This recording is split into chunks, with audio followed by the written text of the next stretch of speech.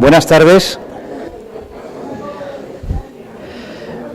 Buenas tardes y muchas gracias por esta acogida a los responsables, no sé si la palabra es la más adecuada, los responsables de No habrá paz para los malvados. Agradezco la presencia de todos, en especial la de Nuria Cidoncha, directora del Instituto Valenciano de Cinematografía, que como sabéis es el organismo que organiza el festival. Rogaría, yo entiendo que hace calor y entonces beber está muy bien, pero rogaría un poquito de moderación por aquella zona en cuanto al tono de las voces, para que nos podamos entender. Muchas gracias. Y si no, como tenemos ayudantes de dirección, piden silencio con con un poderío importante. Bueno. Seguimos con las actividades de esta 27ª edición del Festival Internacional de Cine de Valencia, Cinema Jove, y insistimos en la idea que ya planteábamos ayer y venimos diciéndolo en los últimos años, pero en esta edición hemos querido darle este nuevo formato a los encuentros con los cineastas, porque pensamos que está muy bien que un festival proyecte muchas películas y haga infinidad de cosas, pero lo que ofrece una ocasión rara o inusual al público es el poder mantener este tipo de encuentros donde se puede preguntar todo aquello que uno quiere conocer a propósito de la película en cuestión. Por ello hemos llamado estos encuentros Making of. Cada uno de ellos luego estará planteado en función de quiénes son los invitados desde un punto de vista distinto sobre la construcción de una película. En esta tarde, como ya conocéis todos, si no, no estaríais aquí, probablemente, hemos reunido a 3 de las personas que han hecho posible No habrá paz para los malvados, película que ha acaparado un buen número de importantísimos Goyas en esta edición y que, como recordamos a menudo, era tan buena antes de los Goya como después, al igual que las películas anteriores dirigidas por Enrique Urbizu, de las que éramos admiradores desde hace muchísimo tiempo. Enrique Urbizu, además, estuvo hace 3 ediciones en el festival. Le pedimos que se hiciera cargo de la sección, perdonadme, tortícolis, por favor, procurad no ver las películas desde la primera fila de la sala, porque acabáis así. Pero le pedimos a Enrique Urbizu hace 2 o 3 años que hiciera lo que hacemos este año con Nacho Vigalondo, y es proponer una selección de las películas que más han influido en su carrera. Fue uno de los momentos más felices del festival, en tanto en cuanto teníamos una selección magnífica, increíble, de grandes clásicos de la historia del cine y de algunas películas de grandes directores clásicos menos conocidas. Luego él optaba por películas que no estaban tan al alcance del público, ni con la frecuencia con que, por ejemplo, de Ford se podía ver, Centauros del Desierto u otras películas, y Enrique optó por... ¿qué título tenía en España la película? No recuerdo. Barco a la deriva. Barco a la deriva, efectivamente. Barco a la deriva. Y bueno, fue una de las ediciones más interesantes y ricas en contenidos gracias a esa selección de Enrique Urbizu. En esta ocasión les pedimos tanto a él como a Michel Gaztambide, el equipo que forman a la hora de trabajar los guiones, que estuvieran con nosotros en este encuentro para hablar de la construcción de los personajes a través del guión. Y en ese sentido también agradezco tanto la presencia de Michel como de Rodolfo Sancho, que como conocéis es uno de los protagonistas de la película. Además, yo estoy muy contento porque además es muy querido por todos vosotros y por mí también. es amigo de mucho tiempo. Y bueno, la suerte que vamos a tener es que podemos hablar de cómo los personajes se componen en el guión y cómo es la incorporación del actor. Y yo creo que incorporación es una palabra especialmente adecuada en este caso, dado que da cuerpo a todo aquello que se ha preparado previamente en el guión. Si me lo permiten, insisto en pedir un poquito de silencio, porque es que no me oigo mucho. ¿De acuerdo? Muy bien. Entonces podemos hacer este planteamiento y a partir de ahí podemos, si queréis, también dejarnos llevar un poco por preguntas y por dónde van las cuestiones.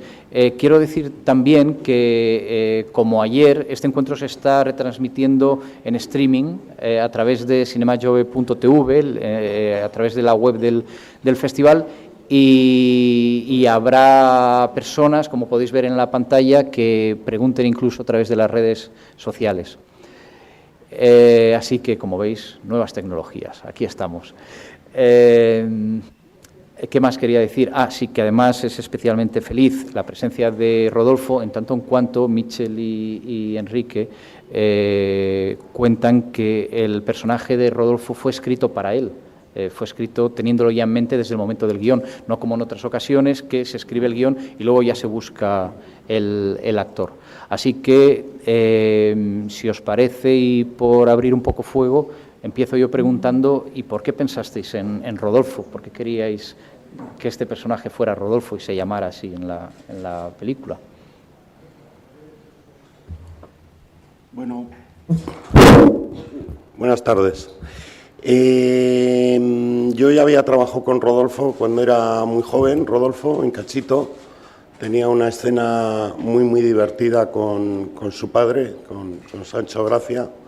Interpretaba un camarero de bar de carretera y demás, y yo tenía muy buen recuerdo de aquello. Y luego le he seguido la carrera, ¿no? Le veíamos en las series de televisión y demás.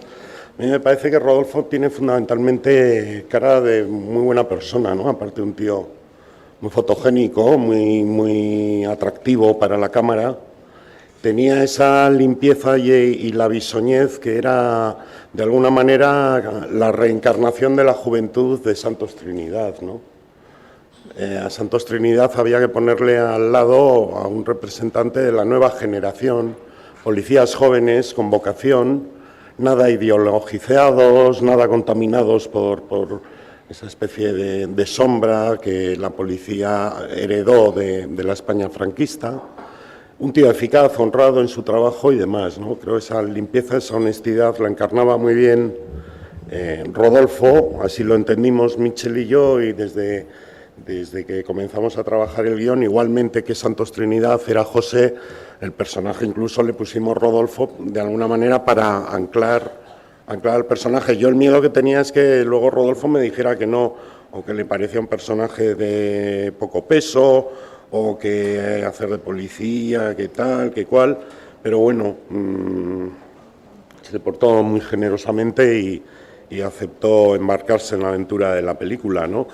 Y repito, las películas suelen estar llenas de personajes de relativa importancia o de número de páginas y demás y tal, y a veces cometemos el error de infravalorar eso, y evidentemente ni Santos Trinidad ni ningún otro personaje de la película estaría conseguido sin el trabajo de todos los demás miembros de un casting, ¿no? Lo más importante de un casting es el equilibrio, ¿no? Que haya una especie de tono que haga que todas las piezas encajen, que todos estén participando de la misma película, ¿no?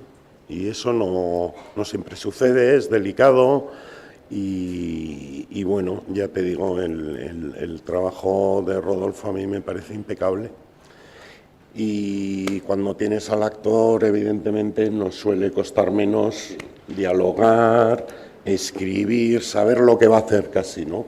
El dibujo del personaje, si tienes ya un actor en mente, atinas más que si es algo más difuso y...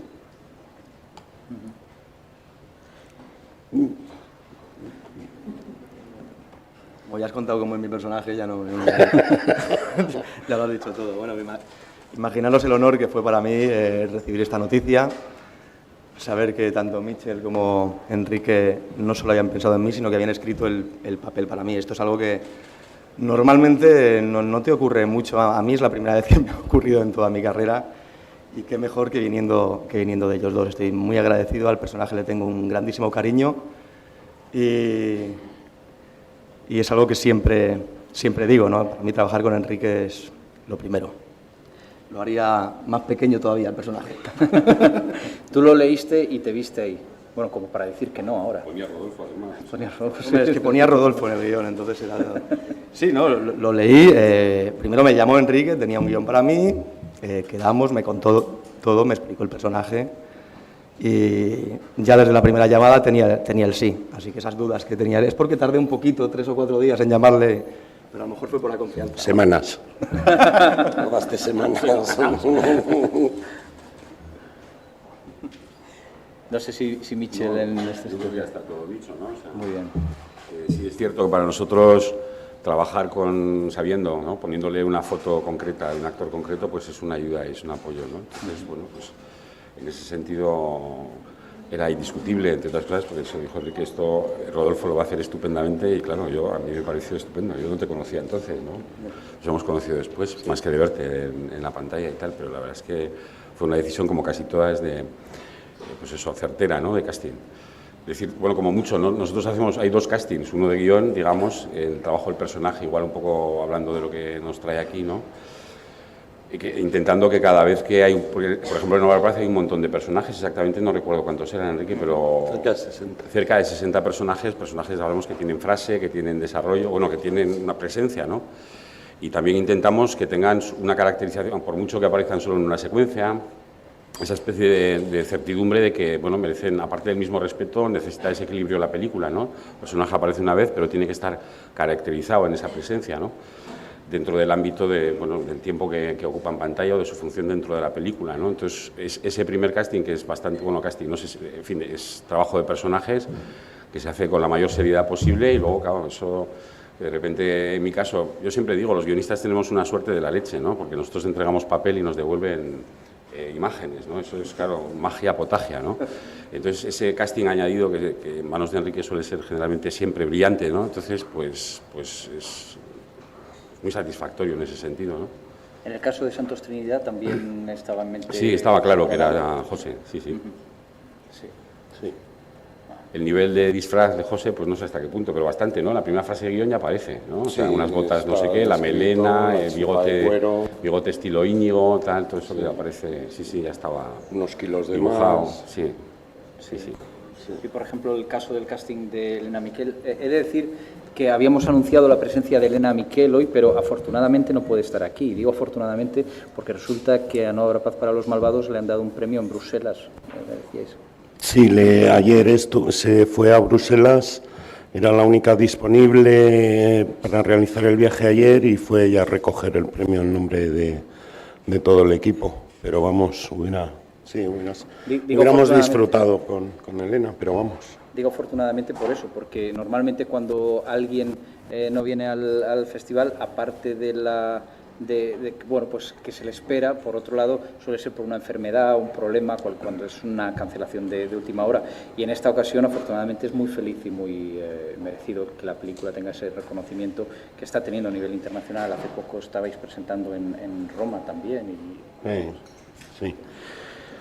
Hombre, mira, igual que hay personajes que si tienes el actor en mente y demás lo anclas de alguna manera, hay otros personajes a los que les viene muy bien que el público no tenga ningún tipo de referencia o tenga pocas referencias.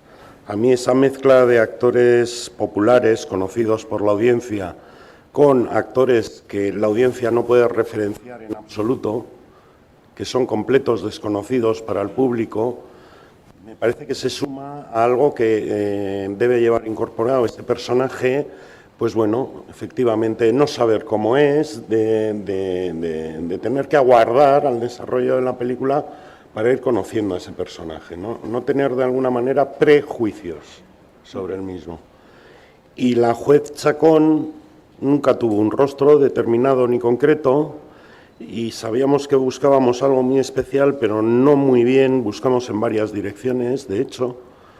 Hubo alguna actriz que estuvo pasando pruebas para el papel y que estaba estupenda en el papel, pero claro, era de alguna manera conocida, referenciable y tal. Y entonces apareció Elena Miquel, y Elena Miquel tenía personalmente, ella y en su carrera como cantante y demás, algunos de los atributos que tiene el personaje, ¿no?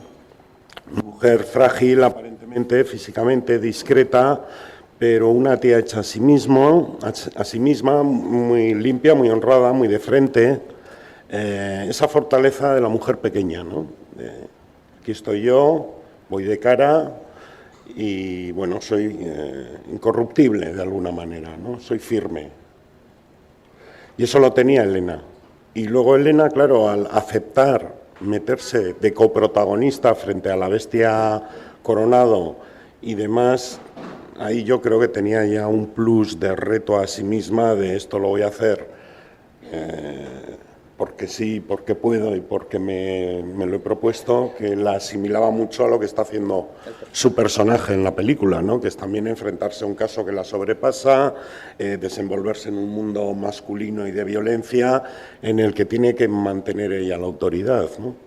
Y encarnar esa limpieza que te digo que Elena transmite a golpe de vista, que la juez Chacón de alguna manera representa en la película, ¿no? Es la gran esperanza del sistema, es que la gente como la juez Chacón haga bien su trabajo, ¿no?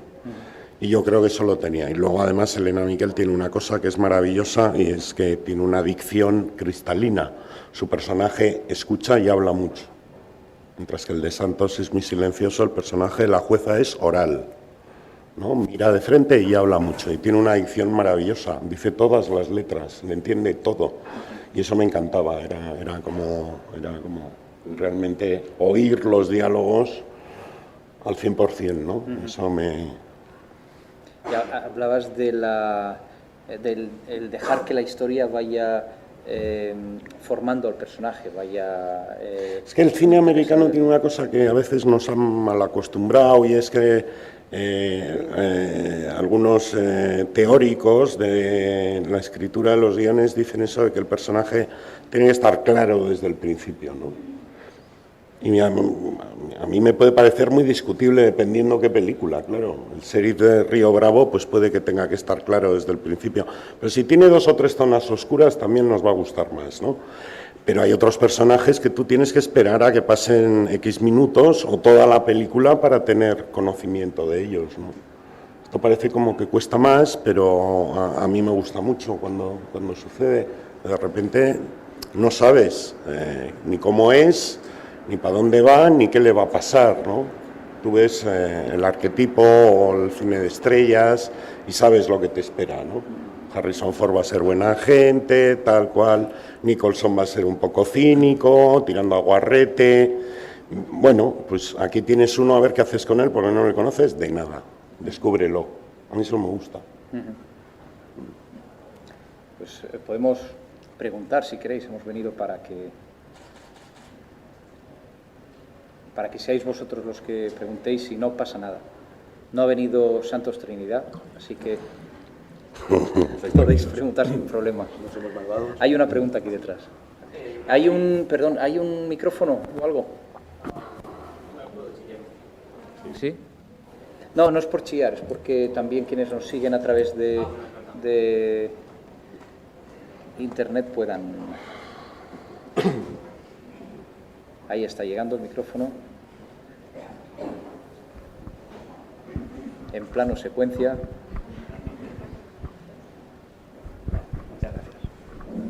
En una película del calibre No habrá para los malvados, ¿la película es rígida desde el momento que sale del guión o se tiene que adaptar a las inclemencias de las condiciones que pueda tener el escenario, que pueda aparecer en los actores? No he encontrado un actor que tenga esto, o mismo, pues aquí hay algo que no me encaja. En definitiva, ¿la película es rígida o se puede adaptar a lo que suceda?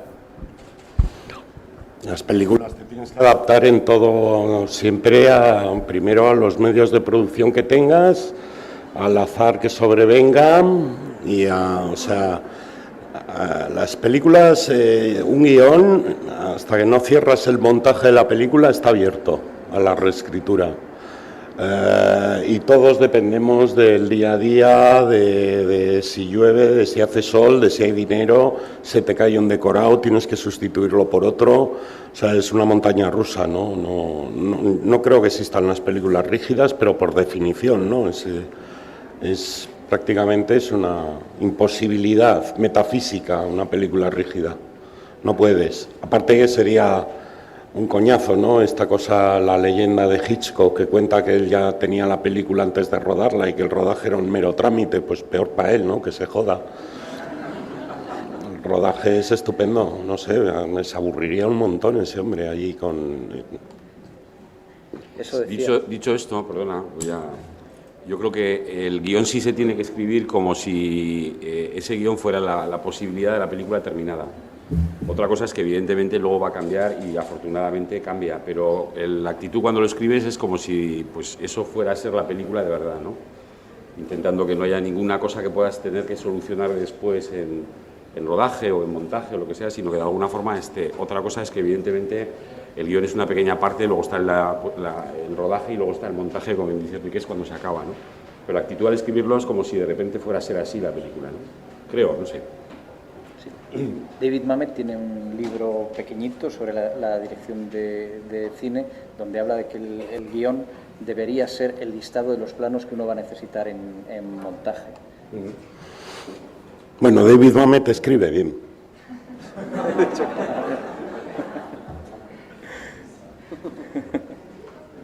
Muy bien. ¿Más preguntas? ¿Hay más preguntas?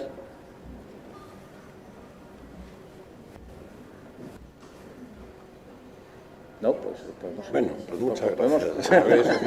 Mira, intriga sobre la película. Tenemos una pregunta ahí. Hay una pregunta por ahí.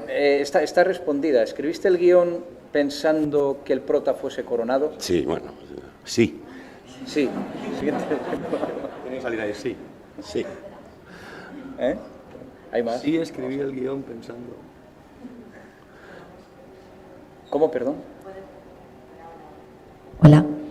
Bueno, la puedo preguntar yo desde aquí porque nos preguntan desde Twitter, Andrea Blatt, si en el making of de No habrá paz para los malvados, ¿cuánto tiempo duró el rodaje de la escena del club de citas con el tiroteo inicial?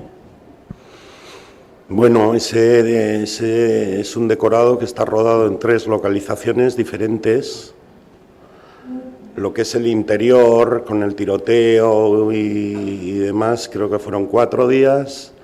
Luego el exterior fue otra noche y parte de la planta de arriba, que fue en otro decorado, fue otra jornada. Yo creo que se llevarían esos 15 minutos de película, en total se llevarían 5 días de rodaje, lo que viene a ser una semana. 5 o 5 y medio, no lo sé. Su rato. Sí. ¿Cuántas semanas duró el rodaje completo? 8. 8. 8. Sí. Otra pregunta también, para Miquel, supongo. Sí, allí detrás. Pregunta, cuando vi la peli me vino a la memoria el 11M en el guión. ¿Lo tuviste en cuenta?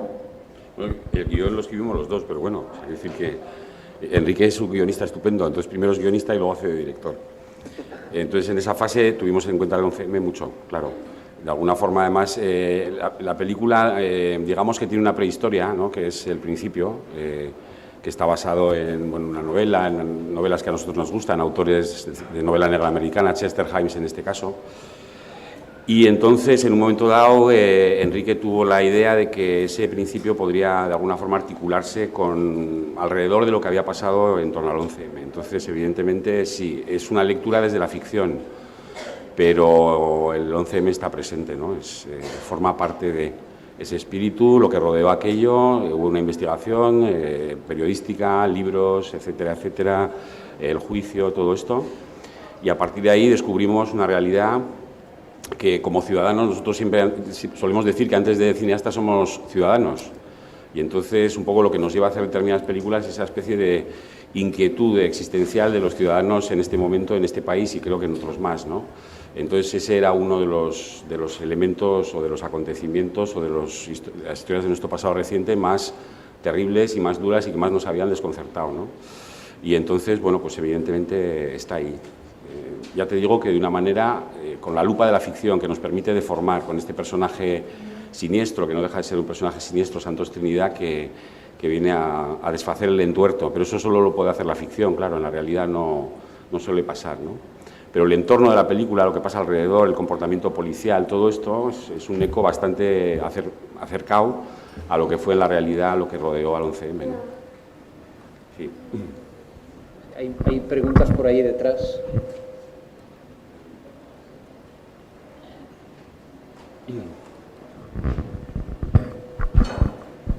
Como no se me ve, una pregunta muy inocente y una pregunta muy cariñosa. La inocente es si María Jesús, como está además el guionista, si María Jesús Hoyos, cuando dice que su yerno es una persona muy agradable, estaba escrito así en el guión o lo dijo ella de motu propio. Y la segunda es, que no sé si lo habéis comentado suficientemente, la relación que tiene la película con el western y sobre todo con Río Conchos, porque hay aquí una mujer que nació 2 días después de que pasaran por televisión Río Conchos. Así que son las 2 preguntas. Ánimo. Lo de María Jesús, que interpreta a la madre de la esposa del líder de la banda de Al-Qaeda, esposa de un sindicalista, y cuando va a verle Santos Trinidad, preguntando por la hija y demás, ella comenta que su yerno, el Ceutí, que era una persona estupenda, que luego cambió después de casarse. Muy agradable.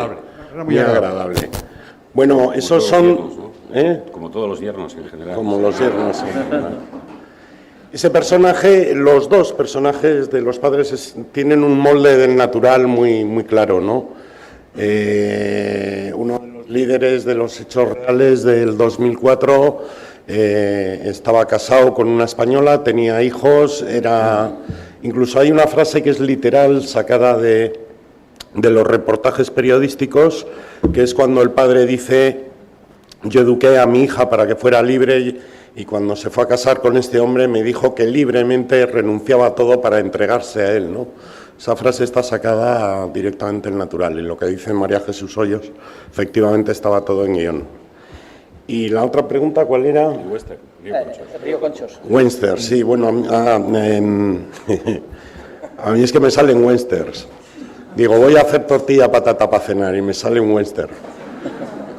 Sí tiene algo de western, supongo, tiene algo. Es que los westerns suelen tener un poco de todo, ¿no? Los westerns tienen historias de amor, tienen política, tienen conflicto, tienen melodrama, tienen... el western es un esquema, ¿no? Entonces, suelen tener capacidad de albergar un montón de tramas y de tonos y de maneras. Ahora, en la puesta en escena y demás, bueno, pues sí, la cabra tira al monte. A mí me salen... De hecho, la primera imagen de la película es una imagen de western.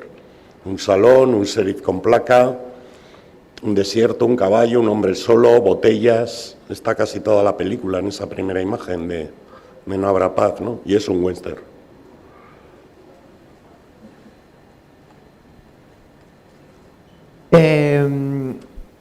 Yo creo que tanto con La Caja 507 y No habrá paz para los malvados se ha forjado un género que es el cine negro español. Entonces, es un estilo que yo creo que ya se puede incluso imitar. Entonces, ¿este concepto lo teníais en mente desde el principio? ¿Ha surgido después o me lo he inventado yo? Gracias. Te lo has inventado tú. No trabajamos desde planteamientos teóricos, no somos conscientes de esos. Nosotros nos gustan los policíacos, yo he hecho policíacos desde que hacía Super 8, lo intentas, algunos salen, otros no salen, y la cosa va cuajando, pero no te levantas un día por la mañana diciendo voy a fundar el género policíaco español. Ha habido género policíaco español en este país desconoce mucho lo que es la cultura de este país. En los años 60 y 70 en este país hacía muchísimo cine de género y se exportaba a todo el mundo. Se nos olvida con frecuencia pues desde Jesús Franco a Iquino. Luego ya en la transición son más esporádicas los casos del cine negro, suele estar muy cercano o muy al servicio de un cine más ideológico, la verdad el caso Savolta, Muerte en el Comité Central de Aranda y demás, y siempre ha sido obra de francotiradores, ¿no? Un poco, yo he vivido en los finales de los 80 cuando quisimos hacer Todo por la pasta, había un miedo horrible por parte de los productores a que el público español aceptara a los personajes españoles con un revólver en la mano, ¿no? También atribuible a ese ceniciento sentido complejo de inferioridad que tenemos, ¿no? Es que no me lo voy a creer, tal, bueno, ahora Nadal gana Roland Garros, nos creemos que la selección es campeona del mundo y ya nos creemos que un hijo puta con pistola puede haber nacido aquí, ¿no? El país ha cambiado mucho. Antes es normal que en los regímenes totalitarios no hay mucho thriller. ¿Tú has oído hablar del thriller chino o ruso? Es un género muy del capitalismo, ¿no? Con Franco, pues claro, no había delincuencia organizada o no, con la desvergüenza que la hay ahora, tal. Era un régimen dictatorial, ¿no? Se movía lo que ellos querían que se moviera. Con el libre mercado, el capitalismo tiene estas excrecencias.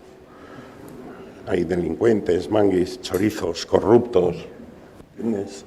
Entonces, yo creo que ahora es más fácil o factible que los cineastas podamos aspirar a contar este tipo de historias.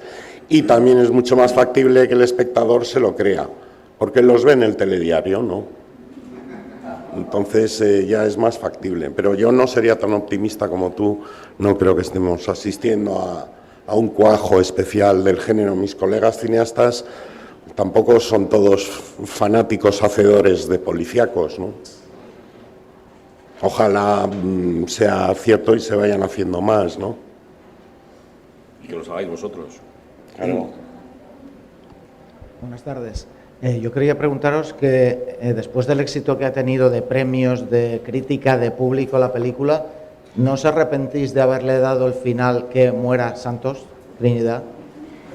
Por la secuela. Es que el final... Es cine, o sea, Santos Trinidad está vivo.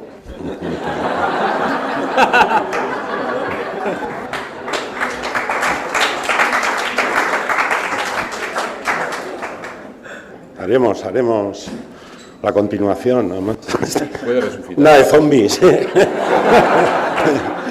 Que venga Paco. Paco, lo iba a decir yo, Paco Plaza, que estuvo aquí ayer con Rec 3, seguro que puede tener a Santos Trinidad. Más vale el 4. título, ¿no? No habrá paz para los malvados. No profanar El sueño de los malvados. Una pregunta allí también.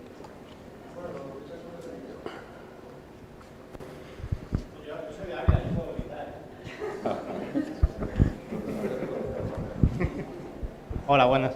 Quería preguntaros, antes que estabas comentando que en el cine español, los españoles no nos solemos creer las historias nuevas de policíacas y tal, si habéis tenido algún asesor, habéis colaborado con la policía o ha sido imaginación del guión, cómo se comporta la policía y tal. Mitchell, ya. La de la policía es mía.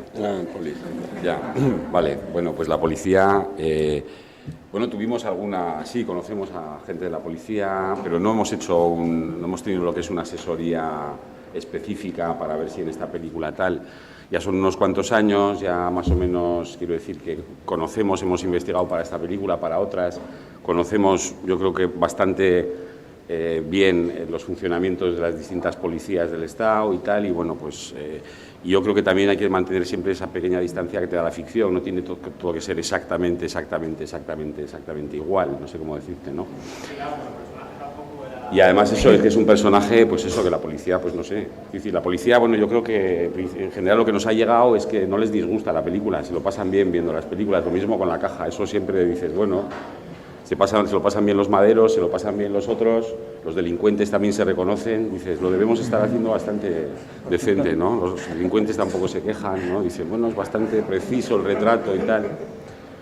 Pero ya te digo, no tenemos un asesor específico policial y tal. Si tenemos una duda, una pregunta, pues investigamos lo que tengamos que investigar al respecto, pero lo mismo, pues en ese caso también en la caja 507 con los bomberos, con el funcionamiento de los incendios provocados, con todo ese tipo de cosas, ¿no? Pero son acercamientos puntuales que tienes que hacer, pues siempre también con cierto sitio para la ficción, ¿no? Para poder rehacer eso, ¿no? ¿Otra pregunta al lado? Hola, mis preguntas van sobre foto. Te quería preguntar si, bueno, a Urbizu, que cómo abordas el trabajo con el dire de foto. Si tú tienes hecho previamente un storyboard y con él ya lo comentas, o si haces los dibujos de planta con él. O sea, si decides tú básicamente dónde va la cámara o hay una colaboración con el dire de foto. Bueno, tu pregunta es muy amplia. El encuadre es mío. El encuadre. Esto. Sí, está, ¿no? Sí, creo que sí. Sí. No. Sí. El encuadre es mío, quiero decir, a mí la planificación, todas las herramientas de que dispone un director de cine las manejo yo. Vamos a ver, el trabajo con el director de fotografía atañe a muchas cosas, ¿no? Tienes que ir de lo más ancho a lo más concreto, por así decirlo. ¿Qué estilo visual tiene la película?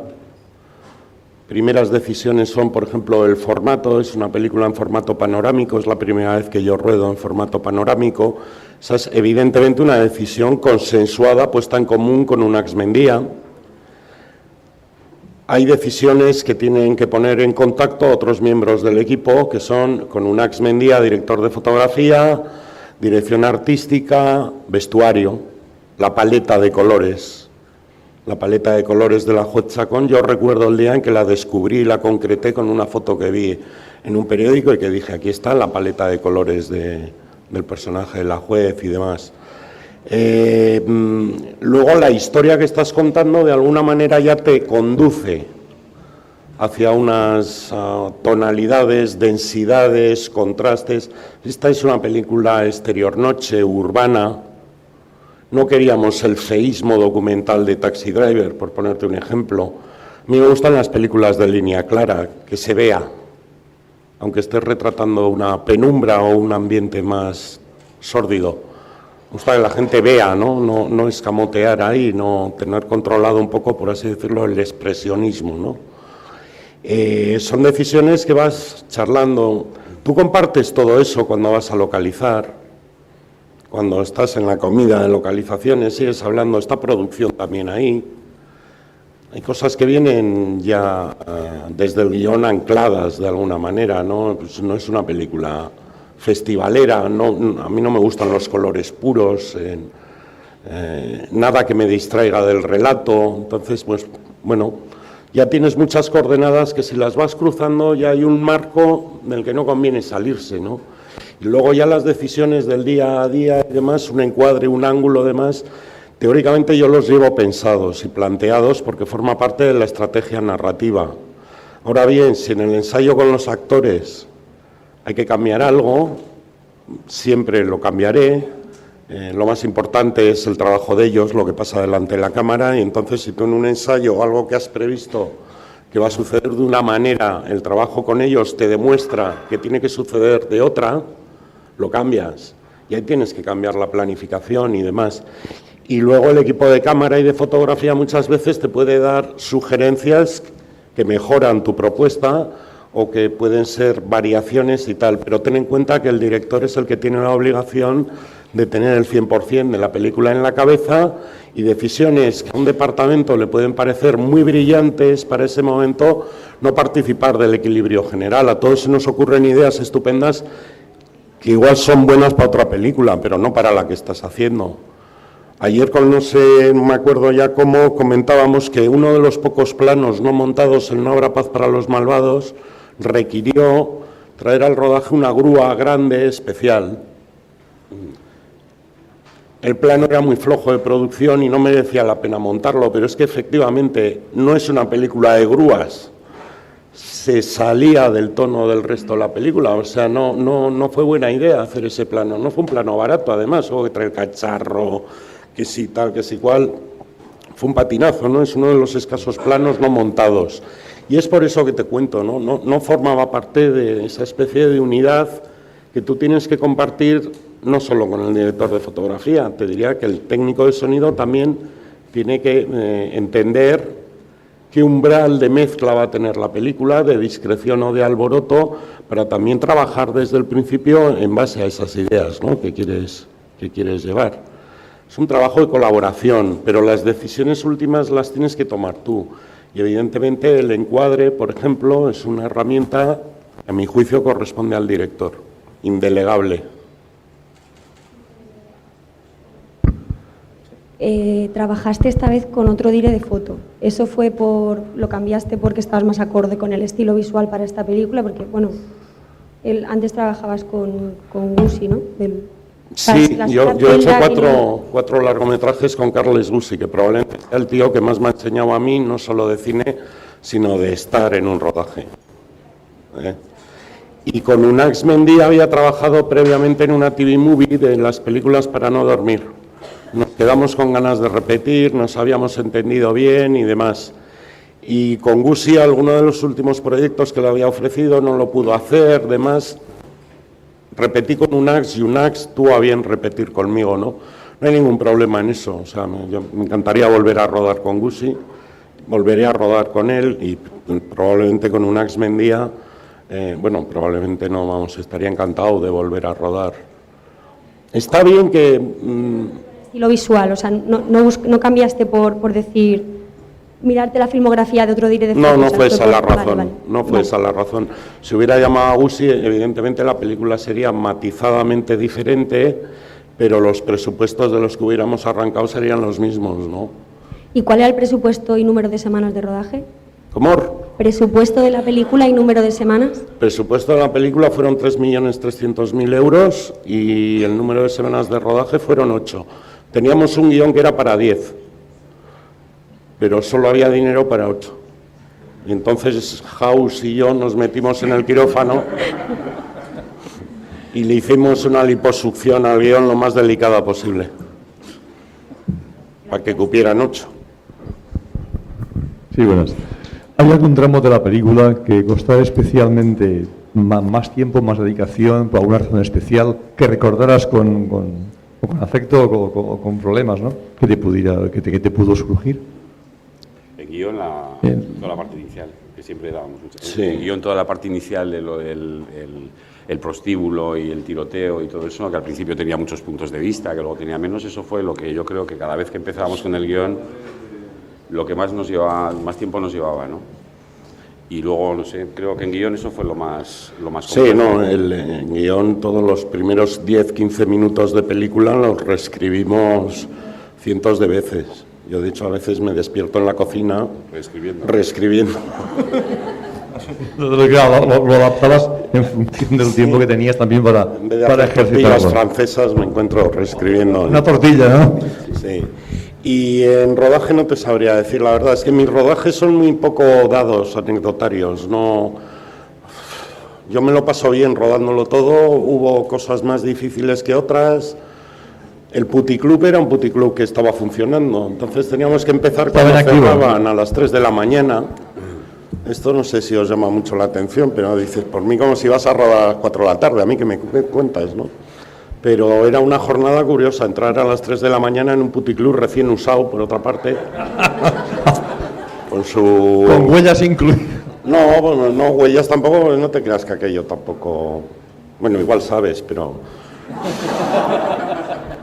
tampoco es... Se toman unos whiskies, huele a cerrado y huele a tabaco, claro. No es... Pero no recuerdo nada. Hombre, las escenas de acción tienen su aquel, pero las escenas de la jueza, dale que te pego en los interrogatorios, no eran fáciles. Y la escena más emocionante de rodar y la escena más esperada y que estuvo casi, se rodó el anteúltimo día, es cuando por fin la juez Chacón interroga a Santos Trinidad. Ese fue un día muy memorable. Ya por fin la pequeña Elena frente al energúmeno y esa escena con el peso específico. ¿Conseguiste mayor sensación de...? Esa escena estuvo muy bien, fue un día curioso ese, sí. Gracias. Nada.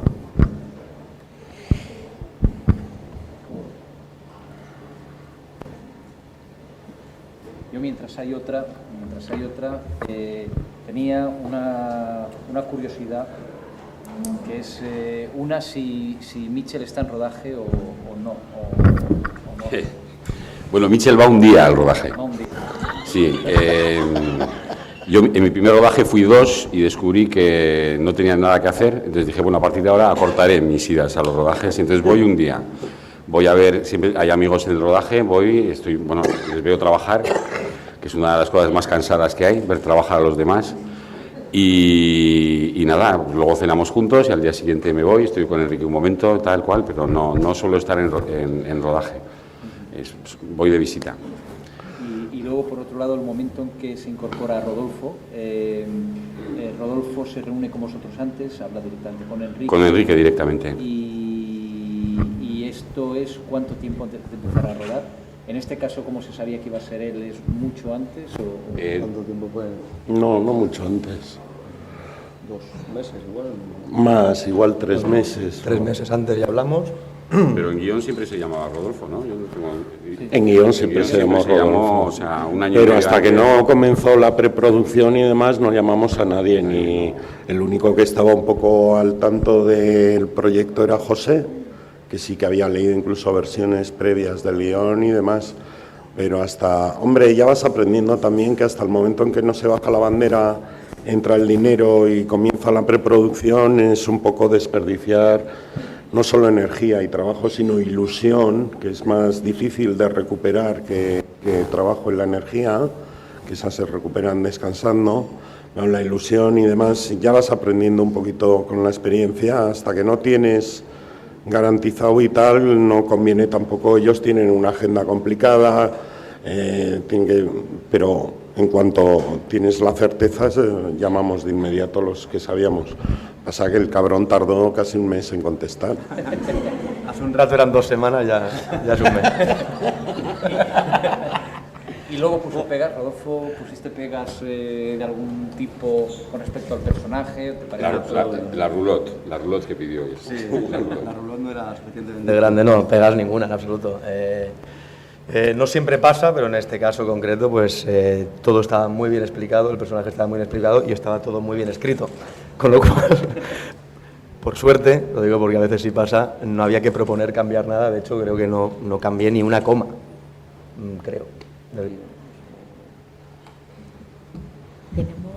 ¿Hay más preguntas? Sí. Ahí hay una pregunta.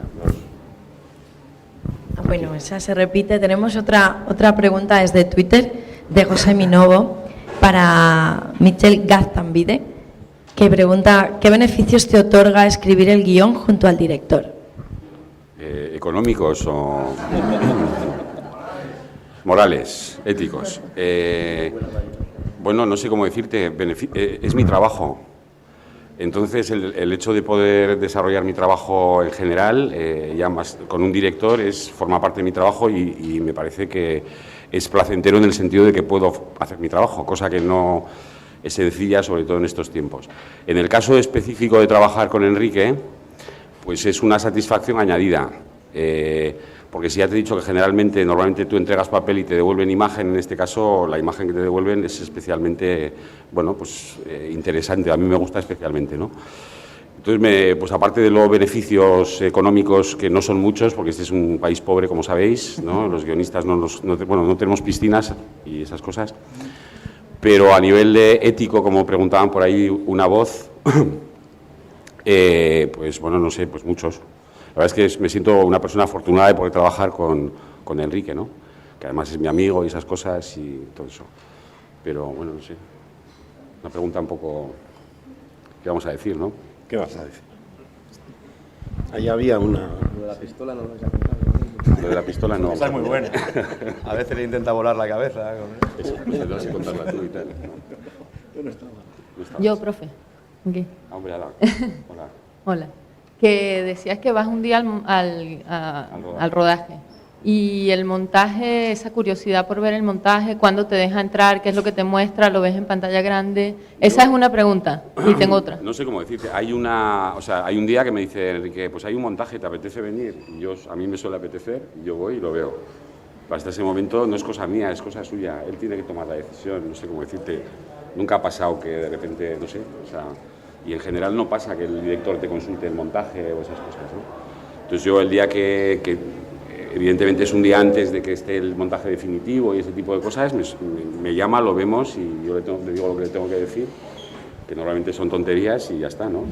Y luego, como habéis escrito mucho, coescrito mucho, Enrique decía antes que su encuadre es suyo, con lo cual me imagino que la película que escribís juntos se parece mucho a la que tú tienes en la cabeza. Yo no sé en qué porcentaje se puede medir esto, pero a lo mejor se parece menos a la que tú tenías en la cabeza, pero conociendo a Enrique ya se parecerá también mucho. En el trayecto de tantas películas escritas juntos, ¿cómo ha sido esta variación entre lo que habías escrito y habías imaginado en tu cabeza y lo que queda al final en la peli, tanto para el uno como para el otro, que me parece interesante preguntarlo en este tándem? Empieza, Enrique. Yo la primera semana de rodaje llamé a Mitchell, en parte también para compartir esa especie de inverosímil. O sea, cuando dices motor y luego dices acción y ahí hay unas personas y dicen tus diálogos, lo flipas, ¿no? Porque esta película llega después de 8 años sin conseguir decir motor. Entonces ahí hay una ilusión difícil de compartir con alguien que no sea muy íntimo. Es decir, llamas a tu cuñada, le dices, estoy rodando, y dice, tú eres una normal, déjame en paz. Y yo me he levantado a las 6 de la mañana a hacer pan, joder, y no te llamo. Pero a Mitchell sí, ya hemos arrancado tal cual.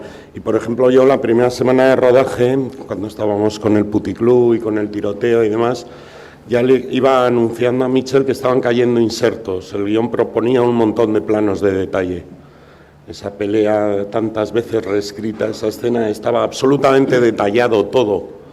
Y a la hora de ponerlo en escena y de comenzar a rodarlo, yo empecé a descubrir que la película iba adelgazando de planos de detalle y ganando en plano de conjunto. Y me acuerdo que le comentaba, ¿no? Que la película estaba quedándose solo con el músculo, sin nada de grasa, ¿no? Y dice, y ve no sé qué, tal, pum, pam, pam, pam. Quiero decir que ese tipo de cosas sí compartes con el tipo con el que has dado a luz el bicho y cuando escribimos intentamos escribir imágenes y visualmente la página de guión está contagiada de algo que posteriormente va a tener el ritmo de montaje.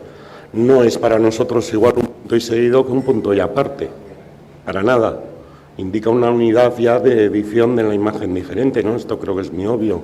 Entonces sí tenemos un conocimiento intuido bastante claro de cómo está, de qué forma está pillando ya la peli, ¿no? Para cuando yo llego al rodaje, si he estado en la fase de guión, lógicamente también tienes un conocimiento más profundo y luego comunicas las desviaciones o los hallazgos que vas encontrando por el camino, ¿no? Y ya cuando llega, yo creo, cuando llega Mitchell y ve ya algo montado, yo creo que te llevas muy pocas sorpresas, que más o menos es lo que queríamos hacer, más o menos está ahí puesto y normalmente con el trabajo de los actores mejorado, ¿no?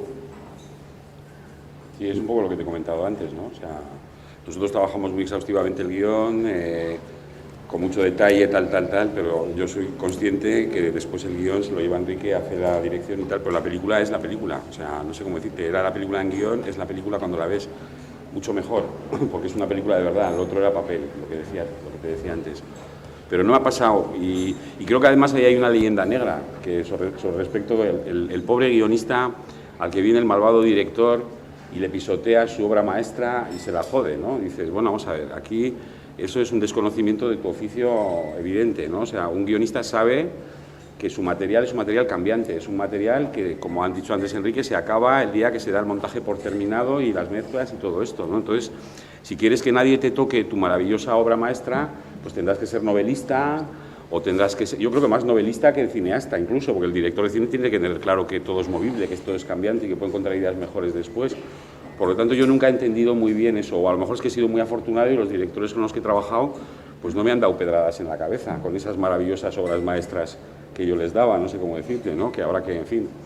Pero, por lo tanto, en ese sentido es un poco lo que... o sea, bueno, ya era la película y luego la ves y es la película, no sé cómo decirte. No ha habido nunca sorpresas, ni más mía, más tuya. Bueno, es suya, él es el director, él es el... Como él, tú mismo sueles decir, yo estoy de acuerdo, ¿no? Que la autoría es la puesta en escena, ¿no? Sí, eso es así. La historia es la que te permite ejecutar tu puesta en escena y esas cosas, pero si quieres ser autor, pues hombre, el guionista tiene una parte de la autoría que es muy bonita, muy conmovedora, aunque luego los vecinos dicen, este es guionista, dice, hostia, ¿eso qué será eso, no? O sea, hay que decir que no, pero dentro del oficio sí que está valorado, tal cual, ¿no? Y todo eso, entonces, pero quiero decir que autores pues serán los novelistas, los poetas, los dramaturgos y los directores de cine. Los guionistas son otra cosa, creo, o por lo menos yo. Eso. Aquí. Que habéis hablado de tener que repetir en el guión, de tener que repetir secuencias del principio y de haber escrito papeles específicamente para algún actor. Entonces, ¿se puede valorar realmente el tiempo invertido en un guión? ¿Cómo es ese proceso? ¿O es que el guionista... Valorar en el sentido temporal pecuniario. De tiempo, no, de tiempo. Tiempo todo, es que no hay tiempo, es decir, si empiezas a hacer divisiones de lo que te pagan y las horas que has metido, te salen unas cantidades tan, no sé cómo decirte, que no tiene ningún sentido. No, me refiero más a una persona, un guionista, ¿puede valorar realmente, he dedicado 3 meses de mi vida a escribir este guión? ¿O es una idea que nace y que tiene que continuar, aunque no esté en sus horas de trabajo, sigue dándole vueltas? Sí, yo creo que el otro día una amiga me decía que para hacer este trabajo teníamos que estar, bueno, en Pamplona, estar como una chota es estar como una cabra, no sé cómo decirte. Sí, bueno, pues ella me decía, los guionistas tenéis que estar chotaos, ¿no? O sea, y es verdad, pero eso significa obsesión, o sea, decir lo que dice él, está haciendo una tortilla y entonces se le ocurre el diálogo y se le quema la tortilla y va y lo apunta, y te levantas por la noche y no duermes y no sé qué, y de repente te dejas crecer la barba, ¿no? O sea, no te duchas, en fin, todas estas cosas. Efectivamente te afecta, o sea, no es una cosa que estás 8 horas y lo abandonas, no se puede escribir una película así. Es una actitud mucho más loca, ¿no? O sea, mucho más pasional, por muy... no sé cómo decirte, hay películas que te pueden teóricamente ser más apasionantes que otras. Yo creo que la manera de enfocarla siempre es igual, es dándolo todo, ¿no? Porque es que si no, no puedes hacer que una película interese a tantas personas. Si tú te reservas cosas de tu alma, de tu corazón, de tu capacidad tal, ¿cómo coño le vas a interesar a alguien? No sé cómo decirte, ¿no? Eso es, por lo menos me parece a mí. ¿Había alguna pregunta? Quería plantear que explicarais un poco en relación al discurso genérico, básicamente de cine negro, pero también el western. Por ejemplo, si introducís, sobre todo en la escritura de guión, ya una serie de referencias o citas literales.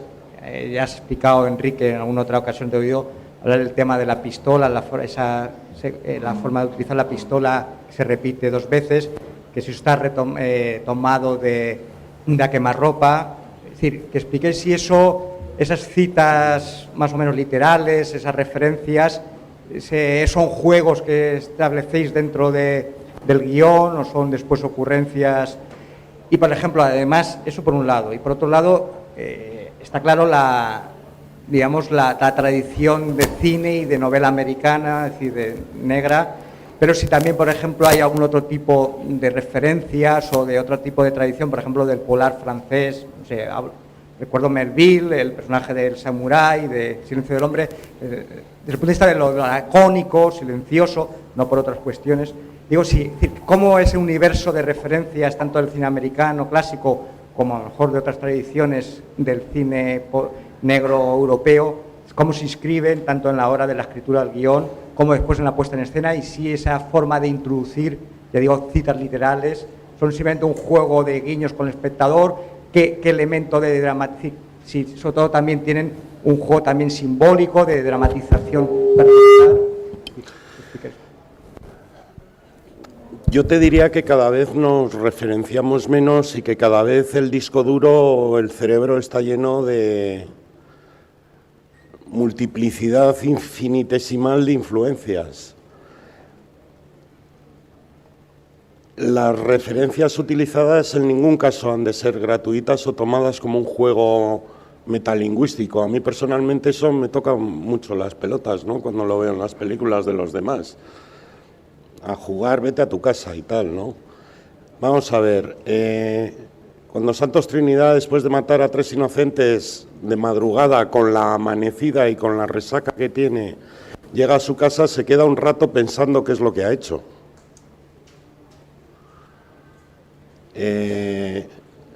La pistola sujetada por el arco del gatillo de una manera lánguida, casi inconsciente, en su mano, es casi una metáfora de lo que acaba de hacer. Es un comportamiento instintivo, es una manera de tener el arma, además, muy familiar, muy habitual. Una pistola, un no habituado la coge, la suelta como si quemara y demás, ¿no? Esa es la lección que cuando yo vi a Quemarropa hace muchos años aprendí de Lee Marvin. Es decir, si yo enuncio que ahí hay una influencia, o llámalo una cita a mi querido Lee Marvin, ese no es el objeto ni la justificación de que eso esté en la película. En ningún caso, no podría ser así. Seríamos unos turistas del cine. Y a mí eso no me interesa nada. Podríamos hacer películas con muchas referencias. Y seríamos muy postmodernos y probablemente más fácilmente decodificables por parte de algún obtuso, ¿no? Pero no es algo que me interese en absoluto. Seamos honestos, quiero decir, lo que te estoy tratando de comunicar ahí es la familiaridad, el hecho de que ese es un hombre de armas, ¿no? Luego ya que es simbólico, que la pistola queda al revés, que apunta hacia él, que apunta hacia adentro, tal cual, son cosas que igual te encuentras. Pero la raíz de ese momento es comunicar esa especie de familiaridad, de uso, de hábito de manejar un arma de fuego que tiene el personaje. Que es algo que efectivamente comparte con el Parker de A Quemarropa, el personaje que interpreta Lee Marvin, ¿no? Además, esa escena en A Quemarropa está después de que salga de la cárcel, vaya a buscar a su mujer que le ha traicionado y vacía el cargador sobre una cama de matrimonio vacía. Le pega 6 tiros al colchón donde él compartió el matrimonio con su mujer. Entonces llega al salón, se descarga los casquillos y sujeta el arma como si no la tuviera en la mano. La idea es esa, no que sea Lee Marvin, ni que sea Quemarropa, ni que sea una cita, ni que... O sea, eso cada vez nos interesa menos, ¿no? Lo he hecho de joven, he hecho algunos guiños. ¿Ha estado usted enamorada? No, señora, yo siempre he sido asistenta. Es un diálogo de Pasión de los Fuertes, de una película. Eso sí es un chistecillo. Esto yo creo que no es chistecillo. El polar francés nos vuelve locos a los dos. Novela negra, hemos leído todo lo que ha caído en nuestras manos. Thrillers nos pone, a mí me gusta ver thrillers. Los franceses a tope, los italianos a tope. Algún inglés, menos, a tope. El thriller americano de todas las décadas. Entonces todo eso está ahí. Ni tan siquiera buscas en tus referencias para hacer tal o cual cosa. Tú tienes que contar la historia como tú creas que lo tienes que contar. ¿Cuál es la ventaja? Pues coño, pues que has visto mucho. Que has visto mucho. A veces utilizas una cosa que te ha gustado, a veces inconscientemente, a veces no inconscientemente, pero bueno, pues sí, has visto todos los museos del mundo y has visto todos los cuadros, a la hora de buscar soluciones igual tienes más recursos, ¿no? Pero la intención nunca puede ser hacer citas o jodidos homenajes o puñetas posmodernas, ¿no? Yo creo además que de Griffith para acá es todo posmodernidad, o sea, estoy hasta el gorro ya de la modernidad empieza en el 59 y la posmodernidad empieza en el 82. ¡Uf! Te pones a hacer arqueología y encuentras cada cosa por ahí que lo flipas. O sea, y entonces relativizo mucho, ¿no? Pero intentamos ser sinceros y que lo que justifique tal o cual cosa sea la historia y el personaje, no Lee Marvin. No sé, creo que te he contestado. Ahí hay una, si puede llegar el micrófono, por favor.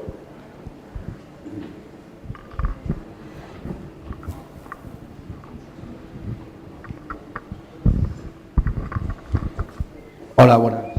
Mi pregunta era si sabéis algo sobre que Sylvester Stallone ha dicho que va a hacer un remake de Una hora para los malvados, y Rodolfo si te ha llamado para ser su compañero. A mí no me ha llamado, la verdad, en el momento no he tenido esa fortuna o desgracia. ¿No? Ya te llamará. Pero bueno, yo solo espero que si la hace, que la dirija Enrique otra vez. Entonces a lo mejor ahí nunca se sabe. Medio en serio. ¿No sabéis nada de eso vosotros? Sí, sabemos que es verdad, sabemos que yo creo que ya han cerrado el trato y todo, y que ha adquirido los derechos. Esto es más frecuente de lo que parece, ¿eh? O sea, Torrente han renovado 3 veces la concesión y siguen sin hacer la película. Santiago estará encantado, claro. Porque le acoquinan y encima no se la joden. Quiero decir que el que hayan mostrado el interés que les ha llevado a comprar los derechos del remake y demás, tampoco te garantiza que ahora no se enreden en un proceso de desarrollo y que se tarden 2 o 3 años en hacer la peli y Sylvester, pues bueno, se jubile o que no lo sé, o que se haga en cuestión de meses, ¿no? Pero lo cierto es que Stallone sí demostró interés por el personaje y quieren hacer el remake. Que mola. Se va a hinchar a repartir, claro, va a tener más mandanga que la versión española. Pim pam. Boteros de verdad. Con Terence Hill y Bud Spencer, le llamaban Trinidad. Y a partir de que la película se ha podido ver, además, aparte de este remake, has recibido otras ofertas, algunas un tanto disparatadas, de proyectos americanos. No sé si quieres hacer un comentario. Bueno, al mandado también, esto es más habitual de lo que parece, ¿no? Ellos están a la caza del talento en todo el mundo, ¿no? Prácticamente yo creo que tienen gente encargada de ver y de leer todo lo que se hace en todas partes. Están necesitados, además de importar talento, como siempre ha estado la industria americana y demás, y pues yo creo que tienen ojeadores que van a los festivales. Pues habría varios americanos viendo No habrá paz en el Festival de San Sebastián y ellos pueden saber a quién le puede interesar, a quién no, y se mueven, ¿no? Entonces te mandan guiones. A mí es la primera vez que me está pasando, pero vamos, tenemos colegas que habitualmente reciben para que te leas historias o propuestas del otro lado del charco, ¿no? Y bueno, la mayoría son muy de género, de zambombazos, de bofetones, de tiros, de tal, sí, cosas, algunas descabelladas y alguna otra muy interesante, pero bueno, que se te queda cara de, dices, bueno, listo, a ver por dónde estoy debutando en esas lides, ¿no? Me siento muy novato y muy inseguro, pero sí, están mandando por ahí cosas. Y además, yo por si acaso, mañana me encierro con Michel a escribir algo aquí y tal. Estamos empezando y bueno, de mientras sí se siguen leyendo. Está bien, ¿no? Está bien estar en contacto y que el cine es algo más universal de lo que parece, pero con toda la calma y toda la tranquilidad del mundo, ¿no? Muy honrado, además de que piensen de que puedes trabajar en su industria, claro, dices, mira, tal, bien. También te pilla con una edad, no sé, si te pilla más joven te debes de poner como una moto, ¿no? Pero ya a nuestra edad y después de 8 años para hacer una película y tal, pues bueno, te puedes permitir cierta pose Lino Ventura, ¿no? De decir, ya, sí, bueno, ya veremos.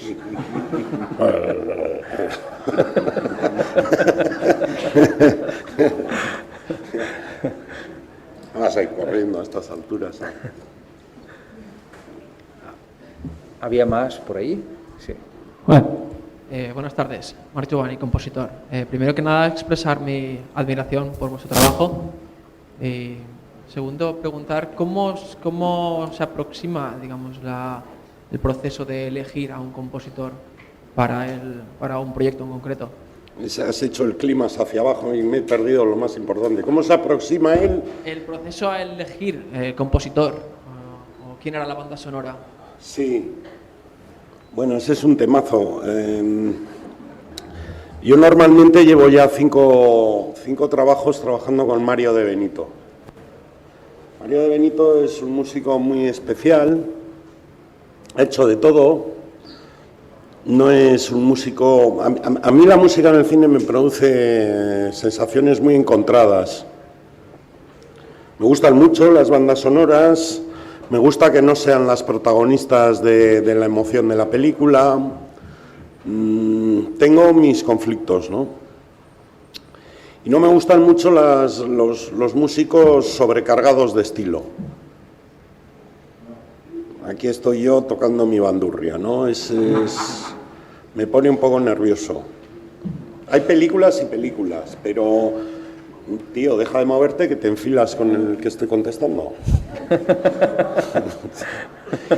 Ya estábamos aquí, como en una de Jacques Tati.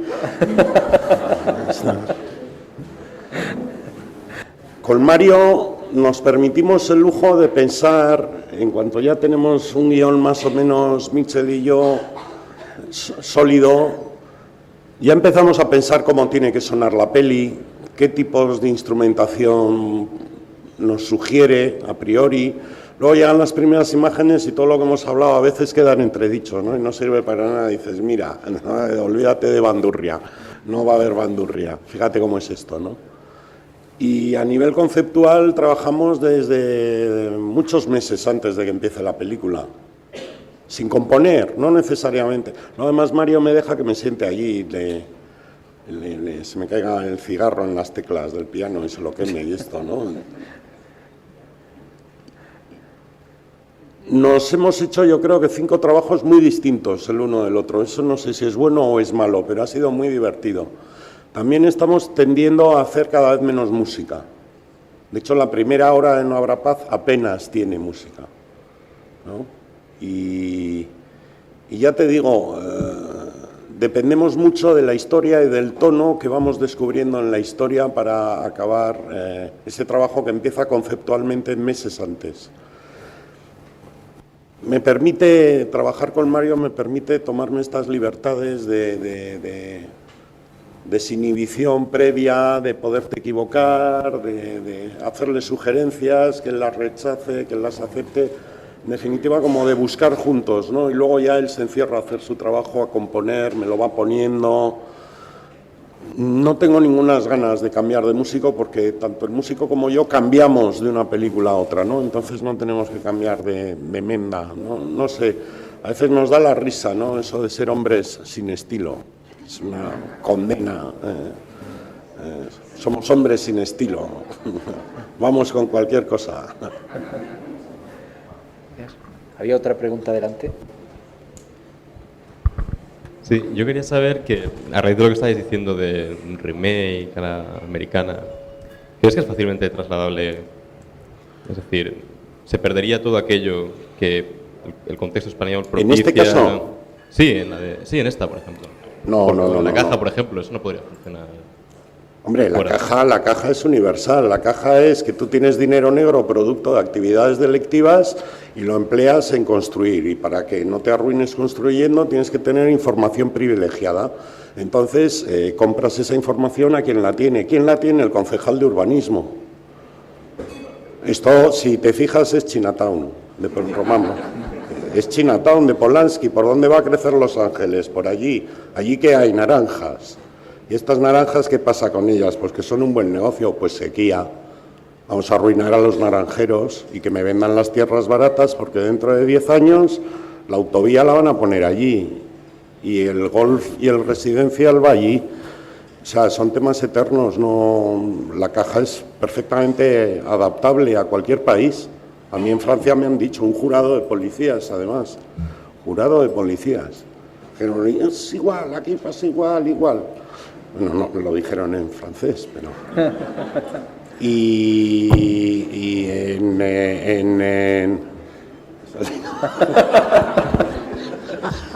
lo dije ayer, si me lo permitís, lo dije ayer, todos los días nos regala un gag también. Gag también.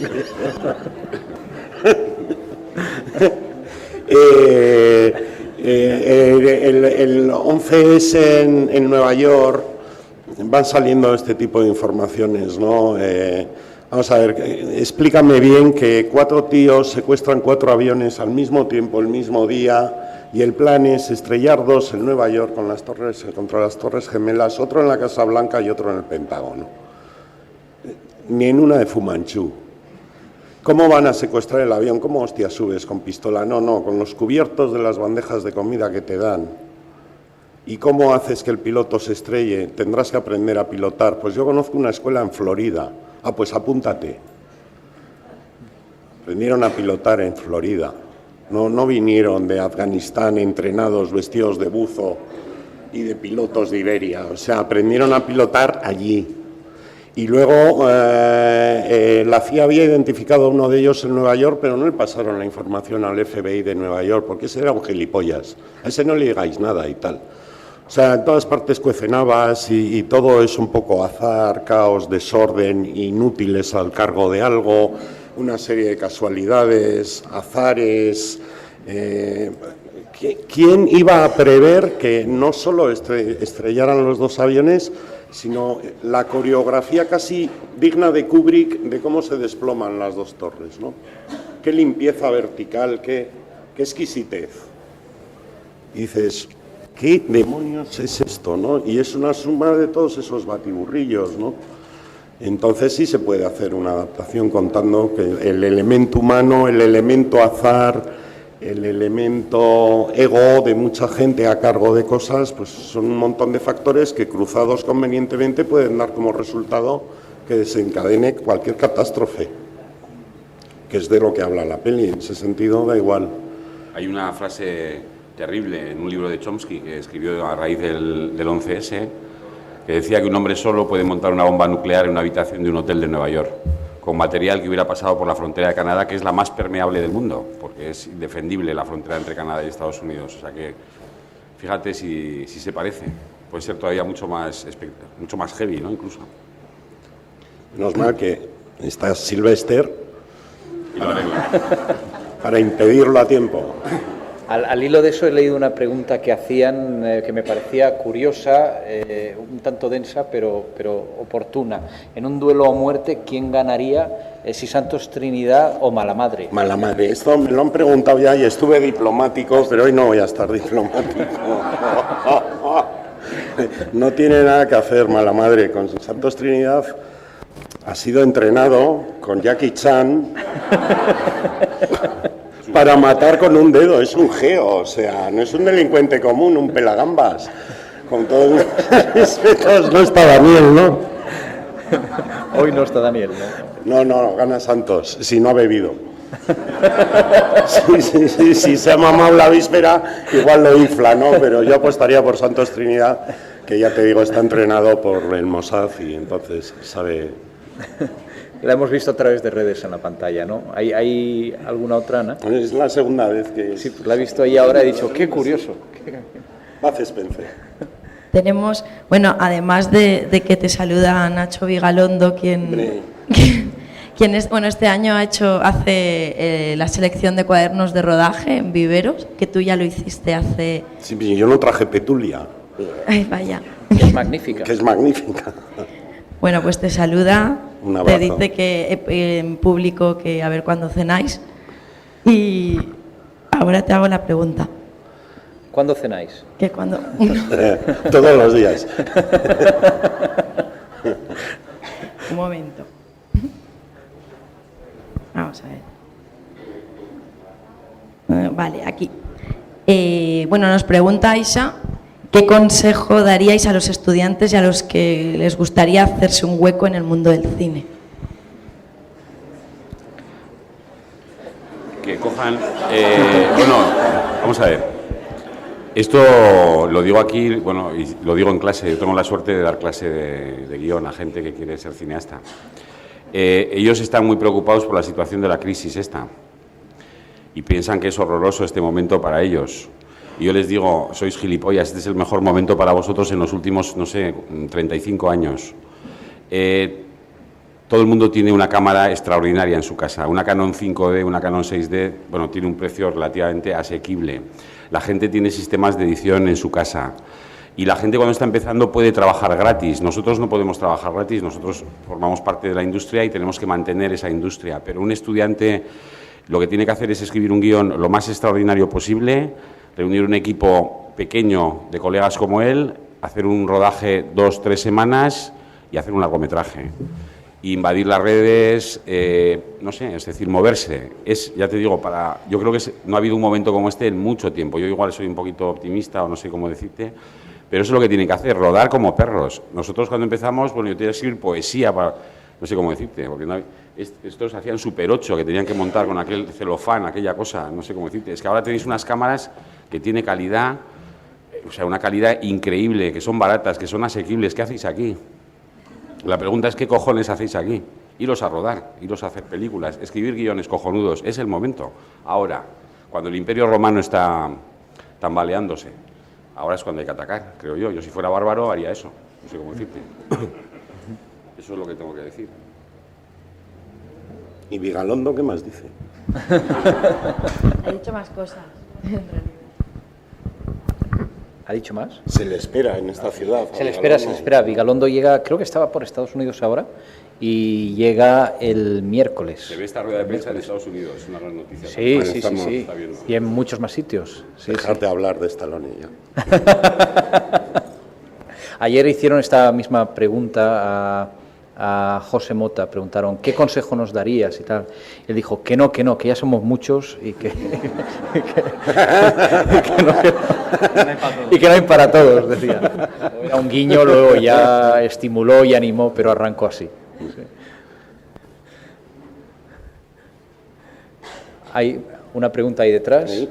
Hay varias.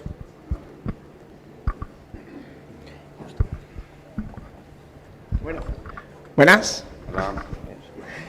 Quisiera deciros, haceros una preguntita.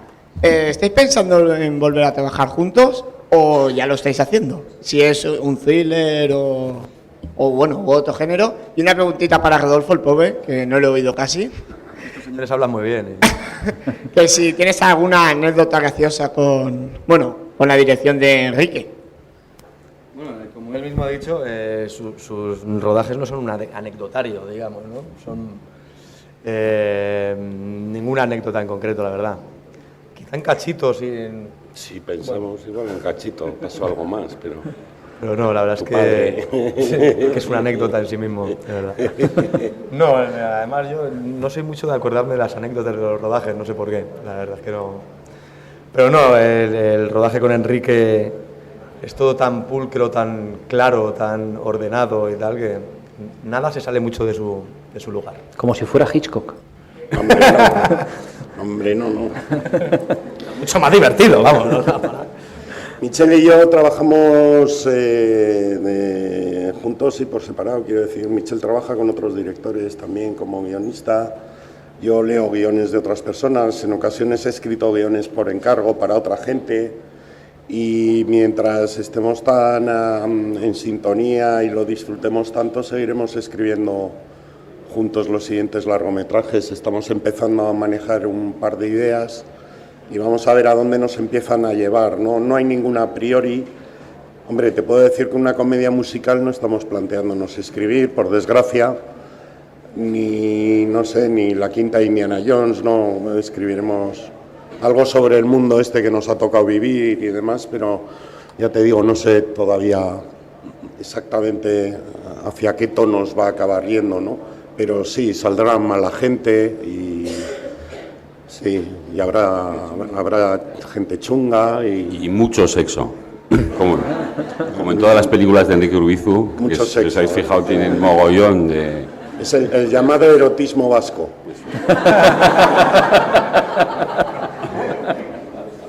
Lo que pasa es que no se ve porque está en elipsis, pero... Fuera de campo. Pero es importante. Y con Rodolfo de nuevo. Con Rodolfo. ¿Qué parte, la del erotismo vasco? Sí, la elipsis. Aquí había, ¿no? Yo, buenas tardes otra vez, faltaría más. Hombre. La Barrera. Es por alusiones, pero no al empalmar las películas con celofán, que no lo digas mucho por ahí, lo de celofán, que suena horrible. Me he confundido. Ya lo sé. Yo las empalmaba con celo o con acetona, que también era difícil. No, era matizar, que lo has explicado muy bien, Enrique explica muy bien lo del cine negro y cine policíaco, pero efectivamente en España había cine policíaco en los 50, en los 60, en los 70, pero en ninguna dictadura se permite que haya policía corrupta en los periódicos, en las novelas, en el cine. Por lo tanto, eso impide que hubiera cine negro. Sí que hay ejemplos ya posteriores, como El Arreglo, Fanny Pelopaja, etcétera. También era muy importante, y lo ha dicho él, pero había que subrayarlo, que también era difícil creer o encontrar actores que hicieran creíble el llevar un revólver en la mano, un arma. Incluso hay una película con Sergio López estupenda, Lisboa, con Carmen Maura, que evidentemente si ese personaje toma en sus manos un revólver no se lo hubiera creído nadie.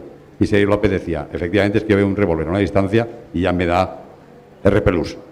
Y entonces es importante también tener en cuenta los actores que hay desde los 80 o en algunos momentos concretos que han hecho factible la existencia de ese cine creíble, negro, policíaco, etcétera. Y uno de ellos que está aquí es Rodolfo Sancho, que sin Rodolfo Sancho muchas cosas no se podrían hacer. Yo lo acabo de ver de policía infiltrado entre un grupo de asesinos y os aseguro que Rodolfo garantice ya la credibilidad de todo tipo de policías, corruptos o no, amables, simpáticos, estudiosos, lo que sea. Es un actor magnífico.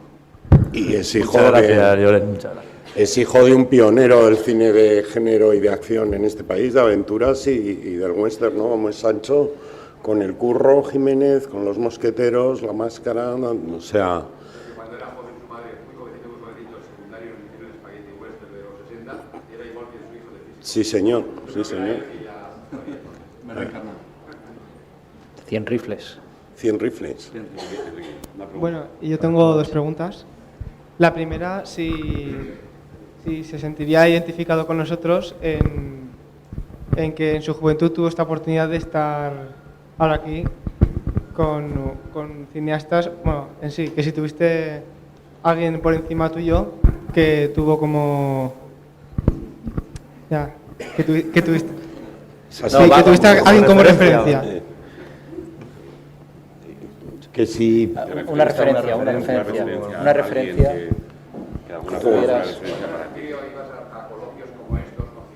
No había coloquios como estos cuando yo era un crío. Ser cineasta era un punto en el infinito, cosa que estaba muy bien porque, claro, las referencias primeras son muy míticas. Pues los cineastas tuertos, por ejemplo, Lang, Walsh, algo muy mítico, ¿no? Y muy inalcanzable.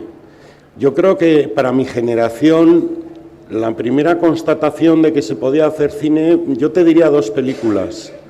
Una es La fuga de Segovia de Imanol Uribe y la otra es Ópera prima de Fernando Trueba. Son dos películas que yo recuerdo que nos dieron esa sensación, porque claro, tú veías un Saura, veías, yo qué sé, Cría Cuervos o...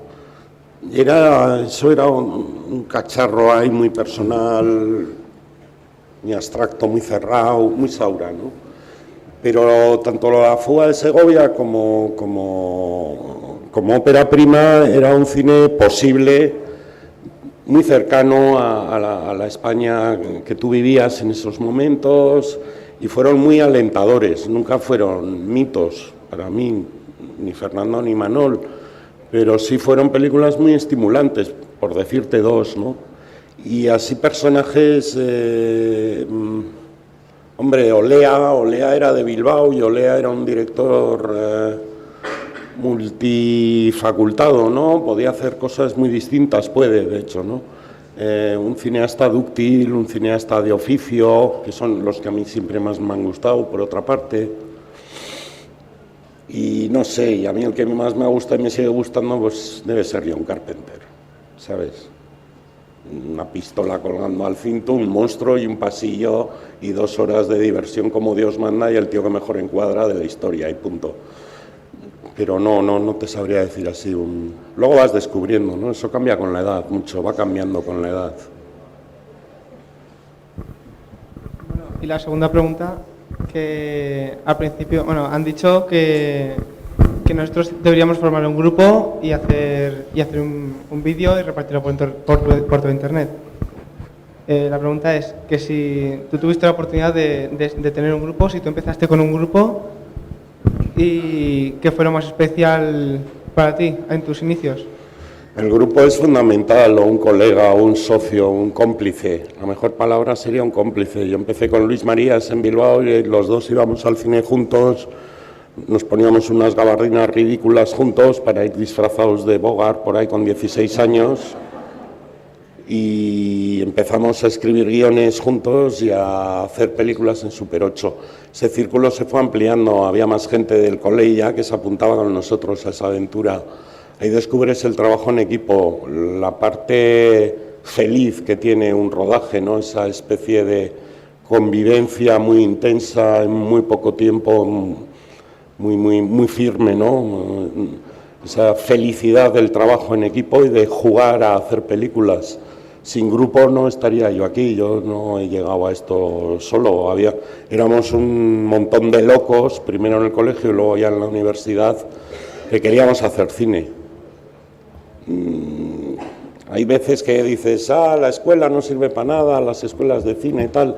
Bueno, de saque, por muy mala que sea la escuela y nefastos sus profesores, sirve como un lugar de encuentro con gente que tiene las mismas inquietudes y gustos que tú.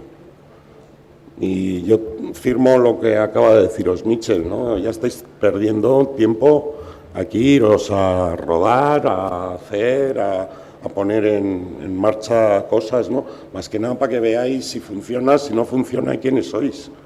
Y luego ya haréis más cosas, ¿no? El grupo es muy importante, mucho. Es un antídoto, además, contra la estupidez, trabajar en grupo. Y después de los premios, ideas, supongo que ves que has comentado que tienes algo por ahí, para empezar a formar, crear personajes, ambientes, que tengáis ya en ideas preconcebidas o que vayáis a realizar en conjunto. Pues lo que ha comentado Enrique, estamos ahí dándole, bueno, tenemos varias cosas, tenemos cosas guardadas, y ahora estamos empezando y como siempre empezando, pues todavía es muy vago, muy no sé cómo decirte, es una niebla que tienes por ahí, al fondo a lo mejor hay un fantasma, pero todavía es muy pronto para poderos decir nada. Bueno, lo del éxito es lo que dice Enrique, o sea, bueno, un día y medio y al día siguiente ya estás sudando otra vez con otra cosa, no sé cómo decirte, ¿no? Tienes clase o tienes que hacer la compra o yo qué sé, ¿no? Entonces, bueno, tampoco, no sé, es un éxito relativo, ¿no? Bueno, eso sí, ahora los vecinos que decían, mira, eso dice que es guionista, dicen, hombre, le he visto en la televisión, eso sí es muy importante. El carnicero te da mejor carne, curiosamente, de un día para otro, pero bueno, aparte de eso, pues nada, a currar casi inmediatamente, ¿no? No se te vaya a subir a la cabeza un día y medio, que es un poco coñazo eso. Con lo cual, ¿proyectos a algo final tenéis previsto? ¿Cuándo, más o menos? Depende, nosotros no somos demasiado rápidos a la hora de escribir, nos tomamos nuestro tiempo. Ideas en acción que empiezan ya han surgido y que, bueno, al cabo de X tiempo empezarán a tener su fruto. Sí, supongo, esperemos que sea así. Sí, que salga bien. ¿Había alguna otra? Ahí detrás. Hola, buenas. Primero, enhorabuena por vuestra película. Y yo tenía una pregunta que no me atreví a hacer, pero me han animado a hacerosla a Mitchell y a Enrique. Yo, como sabéis, que os he dicho, soy un gran admirador de vuestro trabajo en común y he observado en vuestras películas, sobre todo en La vida mancha, que es quizá mi favorita de las que habéis escrito, me llama mucho la atención en vuestras películas, también en No habrá paz, la destilación, los pocos diálogos que hay. Entonces me gustaría que explicarais un poco si eso es una parte de un proceso en el cual vais en cada versión reduciendo diálogos, como destilando hasta quedarse solo con lo esencial, o también en el rodaje con los actores tienes tú, Enrique, esa manera de cada vez ir quitando frases, porque me llama mucho la atención los secos que son los diálogos y cómo conseguís en 2 frases lo que a nosotros nos cuesta a veces 4 o 5 páginas. Bueno, gracias, Paco. Yo también te quiero. No sé, hay algo de... El género negro de alguna manera te lleva a esa especie de síntesis, ¿no? De laconismo en En los diálogos, yo personalmente tengo mucha manía de si se puede decir sin diálogos, decirlo sin diálogos. No me gusta en exceso el naturalismo en los diálogos, que a veces tal, ¿no? Ya te digo, depende de qué pelis estamos haciendo, pero a mí me gusta mucho hacer cine contemporáneo mudo, si es que se le puede llamar así, ¿no? Y yo creo que se nota cuando escribimos también ya que tenemos ahí... Casi es un poco el proceso, o sea, se trabaja lo visual básicamente y después se ponen los... No sé cómo decirte, hombre, evidentemente hay diálogos que van surgiendo, que se anotan, que tal, que cual, pero diríamos que los tenemos a veces que engordar porque dices, aquí hace falta más diálogo, hace falta más tal, ¿no? Incluso más que un proceso de recorte, es un proceso de, al revés, de hacerlo crecer porque partimos de todavía menos. ¿Sabes? Esto tiene que decir más o menos aquí, tal cual, hay una frase que nos engancha y a partir de ahí construimos un diálogo o hacemos un interrogatorio muy informativo y entonces le metemos no sé cuál, pero siempre en el diálogo, por ejemplo, hay un diálogo, antes hablábamos, el otro día hablábamos de un diálogo de la juez con uno de los primeros policías con los que habla, entonces ahí la clave no es, bueno, el diálogo te dice cosas, pero lo que más te dice es un móvil que suena, que se apaga, y siempre dentro del diálogo es un elemento más de la secuencia y por lo tanto es algo que vas acabando concretando, ¿no? Y bueno, pues eso. Y suele estar así en guión, no suele ser un proceso que se dé en los ensayos o en el rodaje. Suele estar ya así en guión, ya suele ir muy trabajado y muy seco de guión. Y los decimos en voz alta, no te voy a decir que interpretamos, porque en fin, aquí somos... No es, pero casi, ¿no? O sea, entonces vas diciendo, entonces sabes que suena más o menos natural, que parezca verdad, que tal, que cual, cuando metes una cosa que no parezca, que no se note, pero que esté, bueno, ese tipo de cosas, ¿no? Pero más de hacer crecer que de recortar, ¿sabes? A veces también pasa que tienes que recortar una o que tal cual, pero generalmente es el proceso contrario. Estoy viendo esto ahí en la pantalla de Malamadre contra Santos Trinidad, me empieza a parecer una idea cojonuda. Sí. Santos Trinidad y Malamadre en Lío en Río, por ejemplo. Alien contra Predator. Sí. Santos Trinidad y tal en... Esa clave que de Lío en Río. Pero al hilo de esto, y como era Paco Plaza quien hacía esta última pregunta, podríamos decirle a Paco, porque antes no lo ha oído, que esto de Malamadre y Santos Trinidad, este duelo tendrá lugar, ya os informamos para que llames a Jaume, en Rec 4, porque han preguntado antes que qué pena que moría Santos Trinidad y no se puede hacer una secuela, y entonces Enrique ha dicho que lo vamos a hacer. Digo, zombie. Claro.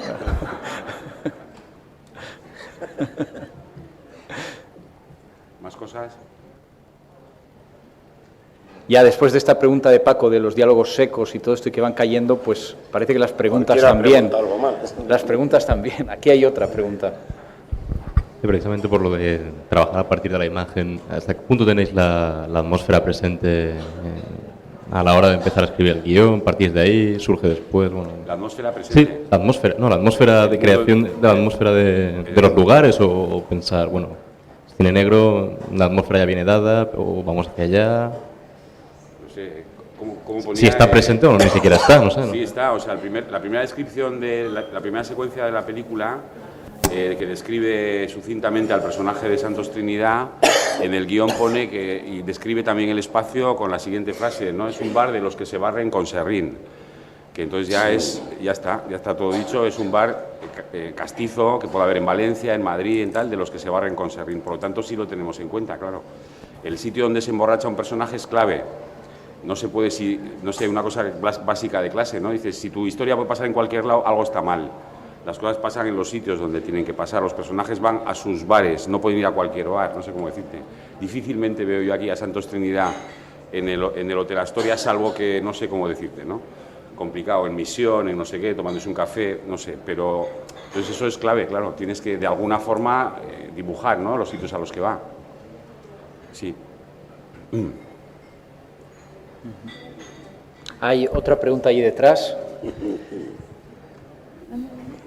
Leticia Dolera. Hola. Mi pregunta es para Rodolfo. Y era pues preguntarte cómo es el trabajo con el director, con Enrique. Cómo es la aproximación al personaje, a la historia, si hay ensayos, si no, si habláis mucho y luego en el rodaje no habláis, si hay improvisación, si no, lo que... Bueno, la verdad es que el trabajo con Enrique es para mí, personalmente, muy fácil. Creo que le entiendo a la primera o a la segunda, ¿no? Normalmente le entiendo. También el personaje es un personaje de una sola pieza. Es un tipo que es limpio, honesto, honrado y no tiene grandes recovecos ni conflictos, ¿no? Entonces, eso también ayudó a que la cosa fuese más clara, ¿no? Pero ya te digo, yo con Enrique enseguida lo tengo muy claro. Me dice cosas muy concretas y le hago caso.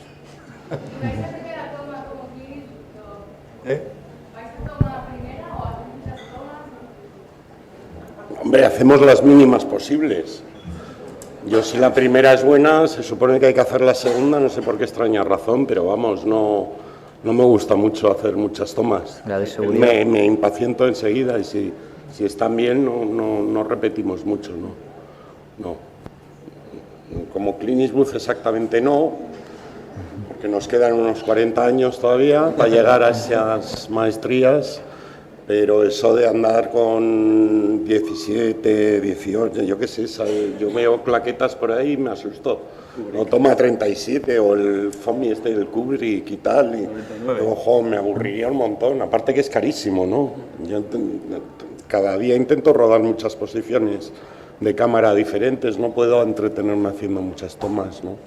Esto además genera una cosa muy buena en los actores. Si el rodaje empieza así, el actor va tomando dos cosas, una seguridad y la otra corre que aquí no te esperan, ¿no? Entonces te ahorras bastantes digresiones, divagaciones y chorradicas. Dices, oye, no, que me voy a confundir. Dices, no te confundas porque este va follado. Te quita el papel, o sea... Te corta el montaje. Te corta. Muy bien. ¿Alguna más? ¿Una última? La última. Si no, había una por redes que era... Bueno, ha aparecido ahí una que preguntaba si alguna vez había tenido que ir a algún pitch y cómo les había salido. Al Miami Beach. Al Long Beach. Long Beach. Al Long Beach. No, yo no. Pitch, no. No pitch. Pitch and fish, no. Pitch black. No. Es una cosa, a mí me parece inhumano de todos modos los pitch. No sé si hay algún productor aquí, pero me parece inhumano, me parece absurdo. Pero bueno, como tienen tan poco tiempo, ¿verdad? Primero se inventaron el tratamiento y luego el pitch, luego quedará el mensaje, el SMS rápido en 3 palabras, ¿no? ¿De qué va, no? A mí me parece un poco... Pero bueno, lo que hay. Lo cual no quita para que sí tengas que seguir pasando exámenes. Sí. Exámenes sí, no con la forma de pitch. Pero... Hombre, y también está bien que tú sepas contarte tu película en muy pocas palabras, como ejercicio de que tú tienes una cosa que tiene un contenido. Hombre, tú y yo nos hacemos obviamente. Muchos pitch. Sí, pero entre tú y yo, no, la intimidad verdad, es diferente. Sí. El pitch íntimo es distinto. Dices, mira, es que esto es tal, y pum, y cual. Por ejemplo, el de No habrá paz, nuestra frase bandera es un hijo de puta salva al mundo. Y eso lo teníamos claro que era lo que era la película. O sea, lo peor acaba salvando el mundo sin ni saberlo él, ¿no? Y nos ayudó mucho. Sí. Pero vamos, no se lo tuvimos que vender a nadie así, tal cual, ¿no? Imagínate. Pues fíjate. Muy bien, pues... ¿ibas a decir algo? No. Pues muchísimas gracias a Mitchell Gaztambide, a Rodolfo Sancho, a Enrique Urbizu por esta maravilla de encuentro que además permite que logremos esto que es nuestro objetivo y nuestra ambición, que este encuentro entre el público y los cineastas pueda ser tan real como esta tarde, y creemos que esto es lo que da mucho sentido a la existencia de un festival como este. Nos parece esencial y seguiremos trabajando en esta línea. Espero que hagan corriendo el siguiente para que estén el año que viene aquí los tres, otra.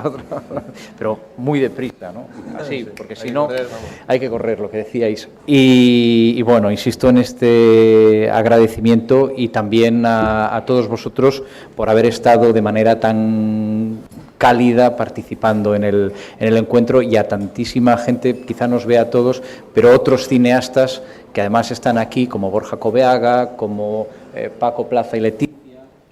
Ana Álvarez es una pena porque se esconde detrás de una columna, con lo guapa que es, y está ahí detrás. Y bueno, pues efectivamente, como podéis ver, aquí estamos todos con ellos y todos mezclados, así que esto es maravilloso. Sigamos.